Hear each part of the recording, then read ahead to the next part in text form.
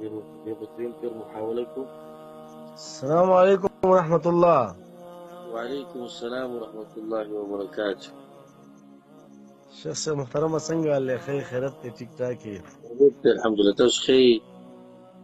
الحمدلله الله کرم نه شخص ډېر انتظار مو کړ، ډېر میسج مو کړ، خو زه الحمدلله یا هم الله پاک کار وکړ، الله دې در خیر درکړي شخص، جزاک الله فی الدارین.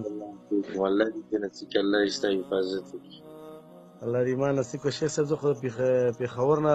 تاسو په رابطه کې شوم او ډېر انتظار مو کو، برای راست تاسو کوم ویډیوګانې دي او ان شاء الله ګورو یو کوشش هم دی چې شیر کوي، او الله تعالی عمر درکړي، ستا علم کې دې الله پاک برکت واچي. شیخ صاحب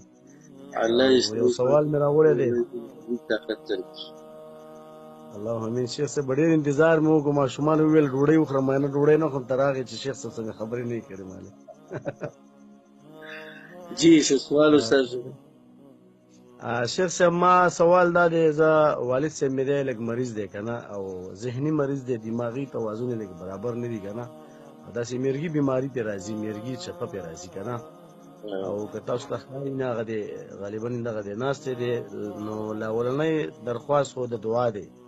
او بیا داسې دی چې د باندې چپه راځي، نو زه داسې د کوره یوه زر یم او مجبوري ده کړی سړی کار ته لاړ شي، والده هم زموږ وفات شوې ده، نو کور کې داسې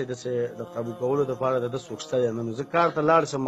نو بعضې وخت کې داسې چیړ لا چیړ کوو چې کښېنه موز او داسې چې کور نه بار وځي، نو بیا چې راځي نو چپه پرې راغلي، کله سر خوږي، کله یو ځای خوږي، کله بل ځای خوږي، کله واڼۍ کې پرېوتې، صفا خبرې کوو که نه، نو بعضې وخت کې موږ لږ تنګ راتنګ شو، ډېر ډسټرب شو، ډېر خفه شو چې الله پاک بس امتحان دی او ربه ستا د طرف نه دی، یا الله ته پرې موږ له صبر جمیل راکړي او دغه شفا ورکړي په دې امتحان کې د چولو. لاولنی درخواست خو د دعا دی شیخ صاحب، او دویم چې کوم درخواست دی نو هغه د دې خبرې دی چې داسې کله کله موږ داسې چیړ کوو هم د ده د روغ صورت دپاره چې دا بار لاړ شي نو دا سلامت راځي، نو اکثر له کله سر خوږي، کله لاس ماتي، کله یو ځای خو کله بل ځای خو، نو دغې د خاطره که داسې موږ دا کوم چیړ کوو او د ده د روغ صورتۍ په خاطر باندې، نو آیا شیخ صاحب دا څنګه دی؟ دغې سوال دی شیخ صاحب، د ډېر وخت نه انتظار کوم، جواب په انتظار دی. جزاک الله شیخ صاحب. اولنی مو خبره خدای د الله سبحانه وتعالی ستاسو محترم والد صاحب له دې الله روغ صحت ورکړي، او الله سبحانه وتعالی دې زر تر زره شفای کامله عاجله درته نصیب کړي، او الله دې د دې بیمارۍ د لاسه د ده ګناهونه ورېږي، او الله سبحانه وتعالی ستاسو مبارکه والده الله دې هغه وبخي، او الله دې د هغې قبر د جنت باغچه کړي، او الله سبحانه وتعالی دې تا په دې امتحان کې کامیاب کړي، او زه درته په الله قسم خورم چې زه دې په دې خبره زه هم ډېر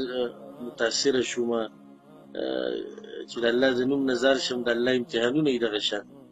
نو دا د الله په تا باندې امتحان دی، او تا له امتحان هم دی او یو نعمت هم دی چې تا له موقع درکړې ده د پلار د خدمت کولو، او دا پلار که بیمار دی که هر څنګه دی که بهر ته لاړ شي دی ولیږي یا دی زخمي شي راشي تا سره خبرې اړوي خبره نه اوري که هر څه دی، خو الله دې ده له برکتي ژوند ورکړي، خو که چېرته یو ورځ دی نه و نو بیا به هم تاسو سره دغه کمی محسوسېږي چې هغه هر څنګه ویره خو زموږ پلار و، موږ به ورته کتو، زموږ به پرې هغه زړه مطمئن و، زړه به په ډاډه و، او د هغه اوچت انسان دی چې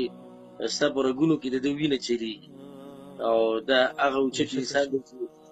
یو وخت کې ته په څه نه پوهېدې، هېڅ ته سره هم نه وو، ده ستا خیال ساتو د الله نه بعد، او ستا دپاره یې منډې وهلې دي، نو زه به د زړه د کومې نه ستاسو د والد صاحب دپاره انشاءالله همیشه دعاګانې غواړم، او زه به ستاسو والدم په دعاګانو کې نه هېروم، او تا ته زه دا نصیحت کوم چې الله د باندې امتحان راوستی دی، او الله در نعمت هم درکړی موقع ده چې ته د پلار خدمت وکړي، په خیر دی. الحمدلله ثم الحمدلله ولله الحمد. ژوند چې دی مختصر ژوند دی، یو څو وخته پورې به لږ تکلیف وي انشاءالله، خو په آخرت کې به در الله هر څه درکړي. تا ته زه دا وایم زما دې خبره کې سوچ وکړه، دا کوم انسان چې مخامخ ناست دی د جنت دروازه ده ګورې، بالکل شیخ صاحب صحیح خبره، تا ته خوا کې ناست دی که دا د جنت دروازه ده، په دې باندې به ته جنت ته ننوځې، په دې باندې به ته نه الله راضي کړي، او دا کوم انسان چې تا ته مخامخ ناست دی چې دې ته نه راځي الله دې نه راضي دی، او چې الله پاک دې له شیخ صاحب نو